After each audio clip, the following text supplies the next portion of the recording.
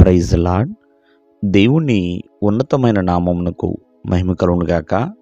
ప్రభువు పేరట మీ అందరికీ హృదయపూర్వక వందనాలు. ఈ ఉదయకాలము దేవుని వాక్యాన్ని విందాం. లూకాసు వార్త 15వ అధ్యాయము 20వ వచనము.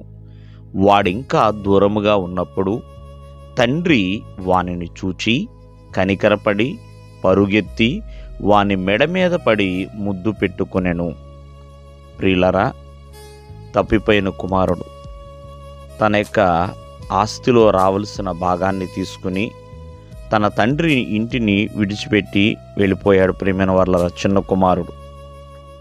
ఈ వృత్తాంతము మనం ఎన్నోసార్లు వింటూ ఉంటాం. కుమారుడు గురించి తెలుసుకోవాల్సింది కుమారుడు గురించి కూడా తెలుసుకుంటాం. అలాగే తండ్రి గురించి తెలుసుకోవాల్సింది తండ్రి గురించి కూడా తెలుసుకుందాం. ఈ రోజున ఆ తండ్రి ప్రేమ గురించి మనం తెలుసుకుందామండి. కుమారుడైతే తండ్రి ఇంటిని విడిచిపెట్టేశాడు, తండ్రిని విడిచిపెట్టేశాడు, నాకు ఆస్తే కావాలి అనుకున్నాడు. విలాసవంతమైన జీవితాన్ని గడపడానికి వెళ్ళిపోయాడు. ఒకానొక రోజున ఆ విలాసవంతమైన జీవితము తన దగ్గర నుంచి దూరం అయిపోయింది.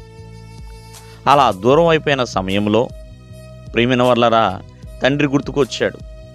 అయ్యో, నా తండ్రి ఇంట పనివారికి కూడా సమృద్ధి అయిన ఆహారం ఉందే, నేను ఇక్కడైతే ఆకలికి మలమలా మాడిపోతున్నాను, ఎలాగైనా నా తండ్రి ఇంటికి వెళ్ళాలి అని ఒక మారు మనసు తను పొందుకుంటాడు.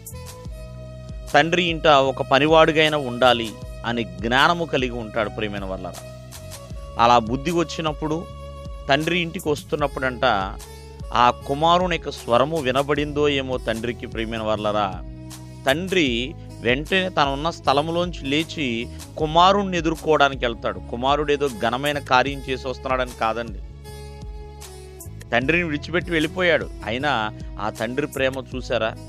కుమారుణ్ణి ఎదుర్కోవడానికి వెళ్ళి ఆ కుమారుడు కోసము పరిగెత్తి కనికరింపడి ఆ కుమారుణ్ణి మెడ మీద పడి ముద్దు పెట్టుకుంటాడు.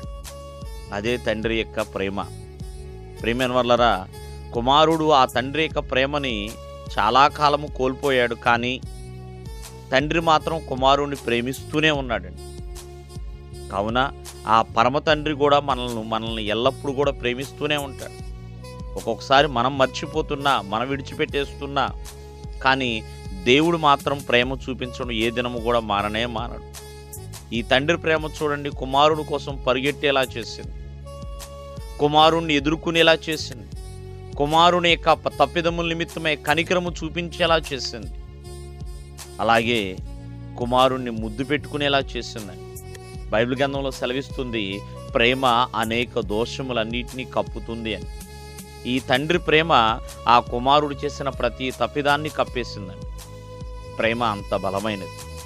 కావున ఆ తండ్రి ప్రేమలో ఎల్లప్పుడూ కూడా, ఆ పరమ తండ్రి ప్రేమలో ఎల్లప్పుడూ నిలిచి ఉండేవారిగా ఉండాలి. దేవుడు మిమ్మల్ని ఆశీర్వదించును గాక.